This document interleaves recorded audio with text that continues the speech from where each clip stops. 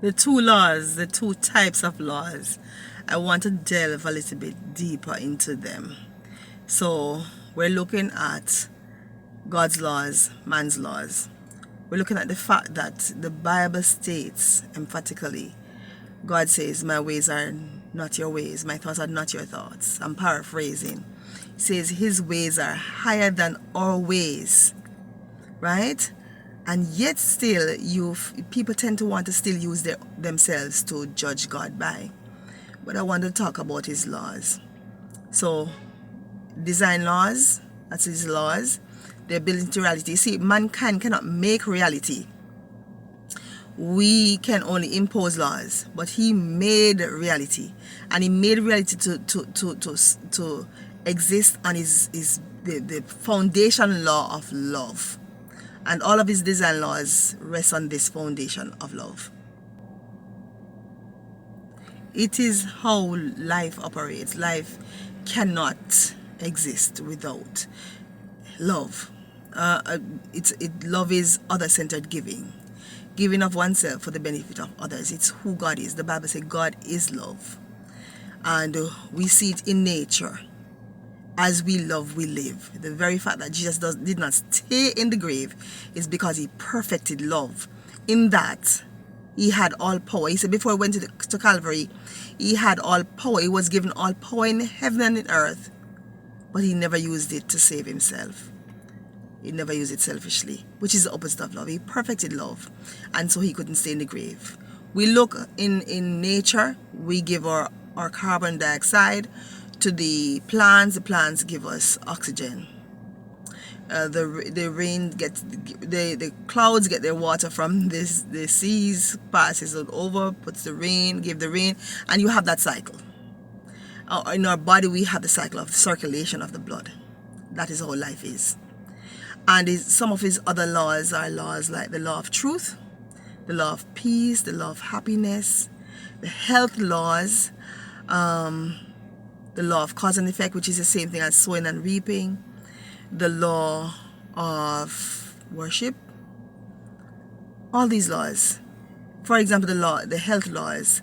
Can a person have health if they do not live in harmony with the health laws? No, it's not possible. We also look at the fact that God's laws are there. It's in three categories: physical, mental, moral, and they work together and they intertwine. Take for example the law of gravity. If a person goes on top of a building, say a 4-story building, and jumps off, does God, the lawmaker, have to send an angel to crush that person at the bottom when they fall, when they hit the ground? No. If a person breaks the law of respiration, does God need to send an angel to choke that person? No. But with man, the lawmaker, whether it's a government or your parent who makes a rule, they have to police it, they have to enforce it, police it, and they have to punish. They have to catch you and punish you, or you get away if you break it. But with God, let's look at another one, the foundation law of love. If I should live selfishly, and selfishly does not mean taking, people mistake this. They think that taking care of yourself is selfish. No. Taking care of yourself is healthy because you are in a better position to be a blessing to others. But what selfishness is looking out for number one at the expense of others. Right? When a person lives that way, that person damages the conscience, hardens the heart, warps the character, and will in the long run, at the end, give up their lives instead of living in a universe bathed in infinite glory of love and truth. Because the person lived a lie, believed lies, lived selfishly. It will be mental anguish. So that person voluntarily gives back their life. God doesn't come and take it. Right? And that person might say, where did I get this from? I got it from the fact that God says when he returns, he comes in all his glory. The third coming of Jesus, he comes in all his glory. And what is his glory? His love. is truth, infinite love and truth. And a person who lived lies, believed their own lies, and lived selfishly, coming to that presence, will have to face the truth that they refuse to face. Right? And that becomes painful mentally. And that person does not want to stay in there, in that presence. So what happens to us now? You see, what I see around the world is that a lot of people, majority of people, they're living in such a way that it's me first. And I remember the text that says, love not the world nor the things of this world. Right? And people just automatically think that it must be the superficial things like what you wear and so forth. Those are important too, because you need to wear things that you can be healthy, that will promote health. But it's more than that. It's a principle that the world lives by. The world lives by the principle of survival of the fittest.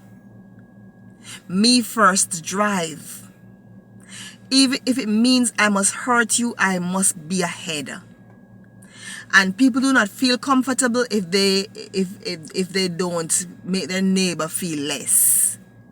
So that principle, what is happening in people's hearts is that people are hardening their hearts because the love of God is not there. We find that people are so comfortable with crime, committing crimes these days. Bribes and different type of scamming, and they rationalize that they have to do this, it's okay, they have to do it to get ahead.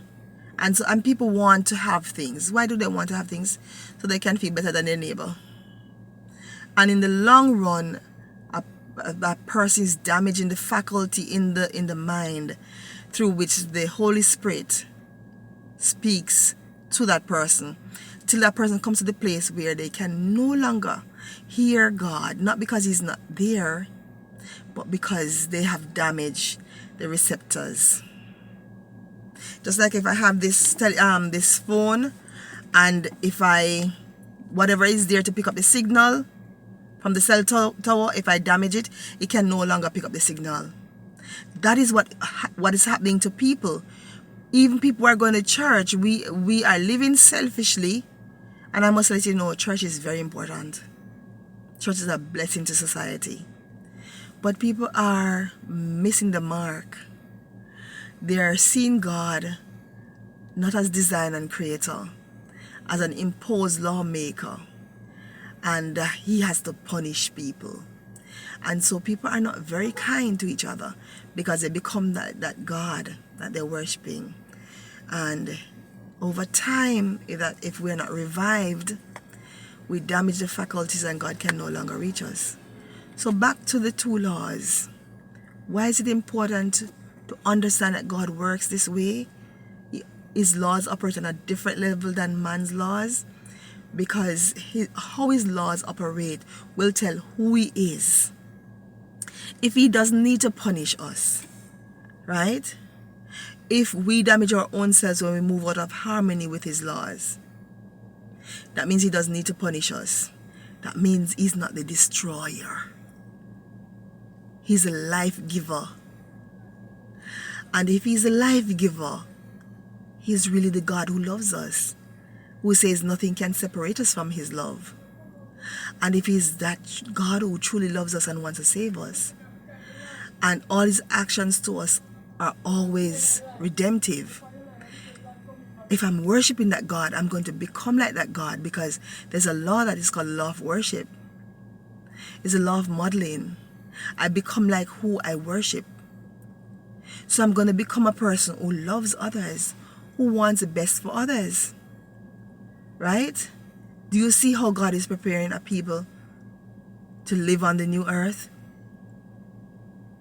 But if I continue to believe that he's an imposed lawmaker, where what at one point is nice to me if I'm good, and when I'm not good, he's not nice to me.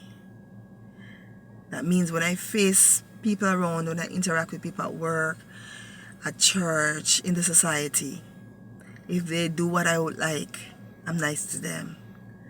And if they don't do what I like, I'm not nice to them. Do you see how subtle this thing is? And how much we need to be aware of what is happening? I see people in society who are getting it over on others, hurting other people. If we continue to hurt others, we are damaging our own selves. There's a law that's called the law of forgiveness too. Do you know what that does? It benefits you, the person, more than the other person being forgiven. So in recognition of the fact that God is who he really is, I don't have to be afraid of him. If I must be afraid, I must be afraid of sin. I must be afraid of hogging on to something that's going to damage me. I must be afraid of staying out of harmony with how reality works. And so I'm going to come to him. I'm going to come to trust him. And that is what salvation is coming into a trust relationship with God. Because honestly, you cannot truly trust a person if you're afraid of the person. If you're thinking, oh, if I don't do what God says, he's going to hurt me, he's going to burn me in hell, right? And if I'm afraid of him, I cannot truly trust him. And that is why the Bible says, perfect love casts out all fear. I'm wondering if some people think that it says perfect love casts out some fear. It's all fear. Perfect love. There's no fear in love. Hence, we trust God. And we trust him to live by his methods and his principles. So I no longer do it my old way, old Nadine's way, right? Someone hurts me and the tendency, the old sinful nature is to hurt by that person. But I remember his methods, his life. I've come to him. I'm in a trust relationship with him. He has given me new desires, a new mind, right? New affections. So I no longer desire to live the old way. So I forgive. I love those who hate me. I bless those who curse me. I do good to those who are not good to me. And something is happening inside of me. He's restoring in me his law. He says, I will write my laws in your heart. That is how he's putting his law back into me. It's a higher way of living. Somebody might say, what about the fact that I see God in the Old Testament destroying? Yes, it might look like as if he's destroying, but he's not actually destroying. Some things might look similar, but they're not the same. For example, if you see a murderer chopping somebody, it looks the same as a surgeon chopping off a limb, a gangrene limb, right? They look similar, but they're not the same. God's actions, even those that look strange, even those that look like destruction, all of his actions throughout eternity has always been good. In the Old Testament, his actions are redemptive, because the Old Testament context is of a Messiah promised to come to save a species that is endangered. Mankind, the two specimens of mankind, had been infected with fear and selfishness. Soon as Adam and Eve sinned, they were afraid and they hid themselves. And they became selfish, self-reference, protecting self. Oh, it's not me, it's the woman you gave me. Oh, it's not me, it's the serpent you made. Right? They had become, and this fear and selfishness results in death, because the wages of sin is death. And God made a promise of redemption to the human race, the son of the woman. So this Messiah to come is a context, is a backdrop of all of the Old Testament here. And the enemy of souls working to close the avenue through which the Messiah is to come, and God working to keep open the avenue for the Messiah to come. And you see, he had to remove some cancerous cells, like Sodom and Gomorrah. They had hardened, there was nobody there to be saved. He moved them out of the way. right? The flood, everybody had been corrupted, right? Noah alone left, so he restarted. He knew what he's doing. He put them to sleep. None of those people that God put to sleep, because we call it death, but he calls it sleep. But suppose you want to say it's death and he's kill them, right? You want to say that he killed them. The fact is, that's not eternal death. They're coming back. They're coming back to life one day, right? And notice too, look at how he did what he did to Pharaoh to protect a people through which the Messiah should come.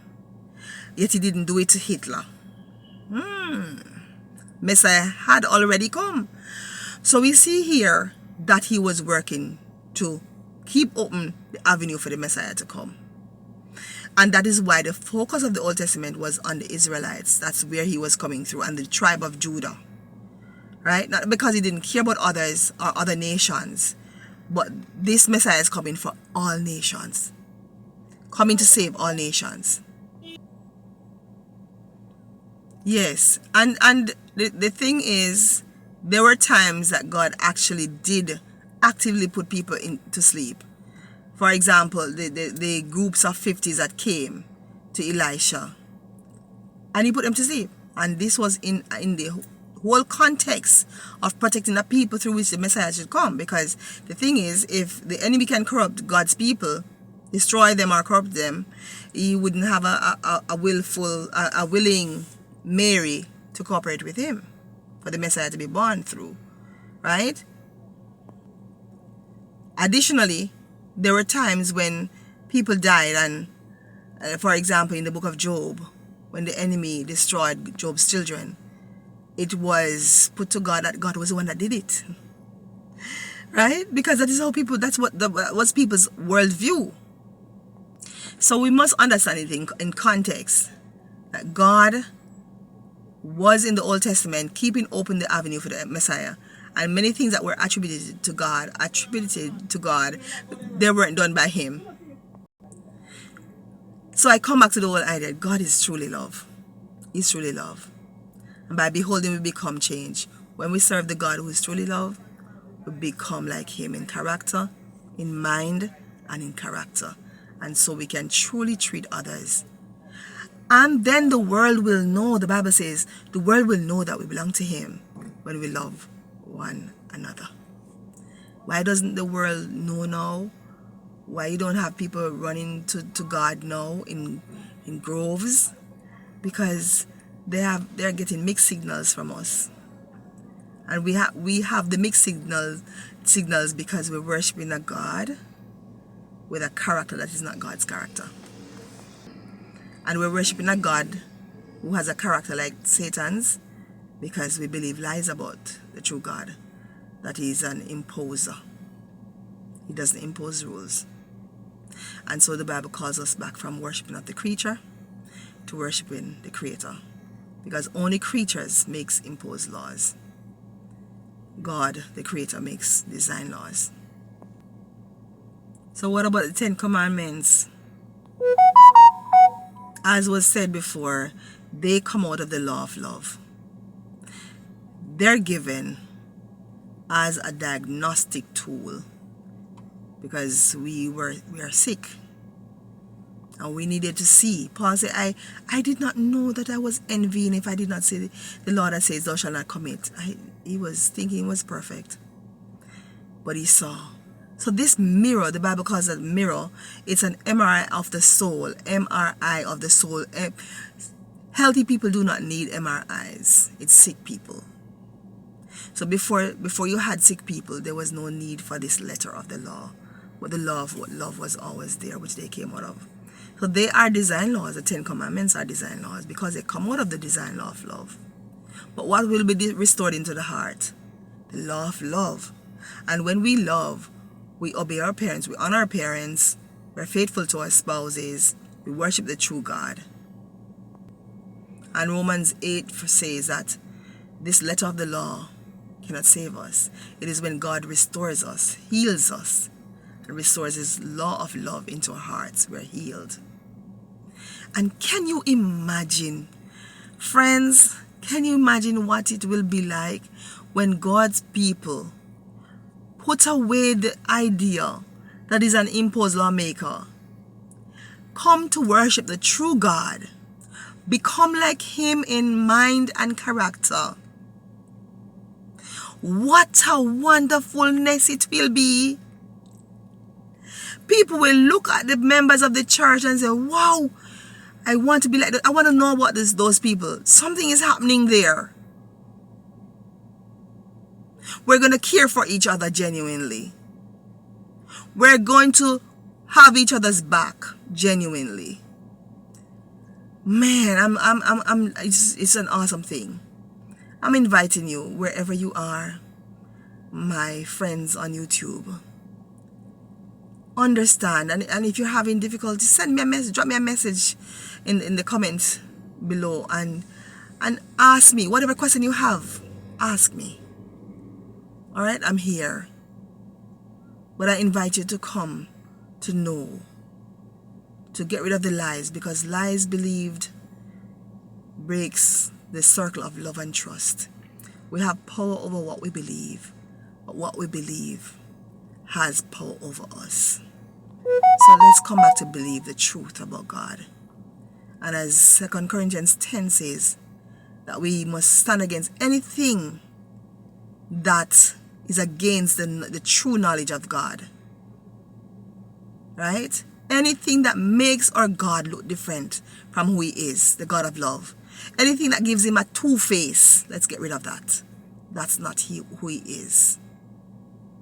Let's come back to believe the truth about God. Let's worship the true God.